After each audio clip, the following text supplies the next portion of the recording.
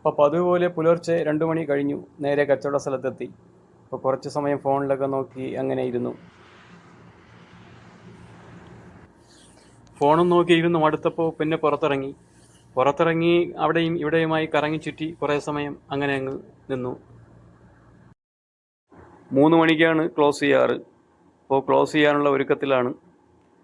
അപ്പോൾ ഷട്ടറൊക്കെ ഇട്ടു, കടയൊക്കെ ക്ലോസ് ചെയ്തു. ഇനിയിപ്പോൾ നേരെ അത്താഴം വാങ്ങാൻ പോകണം. അപ്പോൾ നേരെ അത്താഴം വാങ്ങാനുള്ള പോക്കാണ്. അപ്പോൾ അത്താഴമൊക്കെ വാങ്ങി ഇനിയിപ്പോൾ നേരെ റൂമിലേക്ക്.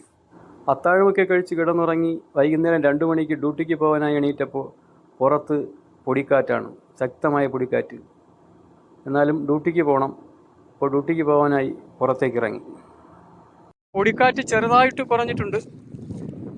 അപ്പോൾ ഡ്യൂട്ടിയൊക്കെ കഴിഞ്ഞ് വന്ന് കുളിച്ചു ഫ്രഷായി നോമ്പ് തുറക്കാനുള്ള സമയമായി പള്ളിയിലേക്ക് പോവുകയാണ്. അപ്പോൾ നോമ്പൊക്കെ തുറന്നു, നേരെ റൂമിലെത്തി. ചായക്ക് വെള്ളം വച്ചു, ഒരു ചായയൊക്കെ ഇട്ട് കുടിച്ചു. പിന്നെ വീട്ടിലേക്ക് വിളിച്ച് സംസാരിച്ചു. എന്നിട്ട് പിന്നെ നേരെ പോയത് പമ്പിലേക്കാണ്. പെട്രോളൊക്കെ അടിച്ചു, പെട്രോൾ ഫുള്ളാക്കി. അപ്പോൾ ഇനി അടുത്ത് കുടിവെള്ളം നിറയ്ക്കണം. അപ്പം കുടിവെള്ളം നിറയ്ക്കാനായി പോയി, കുടിവെള്ളമൊക്കെ നിറച്ചു. അപ്പോൾ ഇന്നത്തെ ദിവസം അങ്ങനെ അങ്ങ് തീർന്നു. അപ്പോൾ വീഡിയോ ഇഷ്ടപ്പെട്ടാൽ ലൈക്കും ഫോളോയും ചെയ്യാൻ മറക്കരുത്.